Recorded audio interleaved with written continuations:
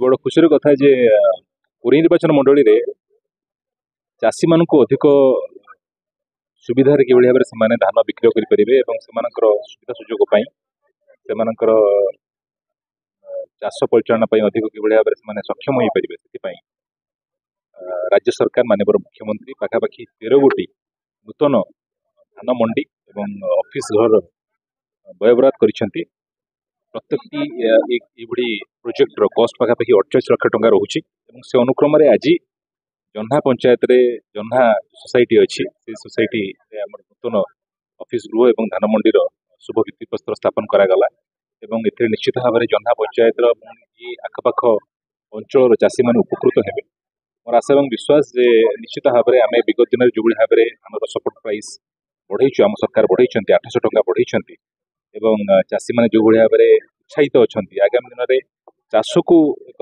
प्रधान व्यवसाय रूप में अनेक जन बाछे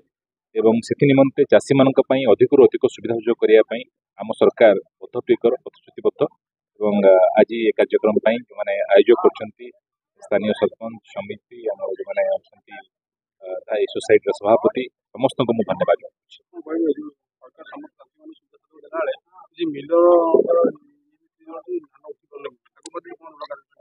निश्चित भाव में कलेक्टर सहित आलोचना करुँची कौन चाषी ये दिगरे हैरान होती एक फैक्ट फाइंडिंग टीम बा आम एक निश्चित भाव में गोटे रिव्यू करूँ कौन असुविधा रोचे कौटी असुविधा रोचे जे कहीं मझे कला बजारे जो मैंने मझे दलाली कर मझे रही चाषी मान बिलर मान मझे रही असुविधा कर निश्चित भाव में दृढ़ कार्यानुष्ठान आमर कोरी निर्वाचन मंडली गोटे कृषि प्रवण अंचल और कृषि हूँ प्रधान आमर समस्त रोजगार मध्यम एवं रेंगाली प्रोजेक्ट जो आसूची रेंगाली आम कोरी मध्य भाग दे जाऊँगी रेंगाली जो मुख्य केनाल एवं अनेक गुड़े शाखा केनाल आम कोरी निर्वाचन मंडल जाऊँगी एक रिव्यू मीटिंग खूब जल्दी डकाऊँ से अफिसर्स मान अनेक दिन है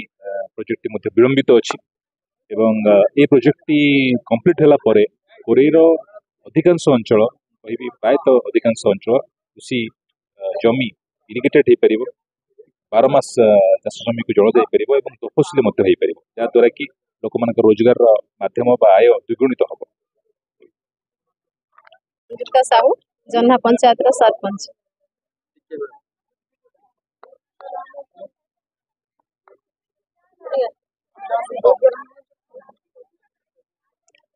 आज हूँ एक बहुत बड़ खुशी दिन थिला। आज आम एक जन्हा पंचायत आज एक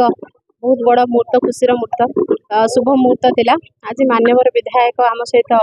माननीय विधायक आकाश महोदय आम सहित आज आसी उपस्थित थिले। आज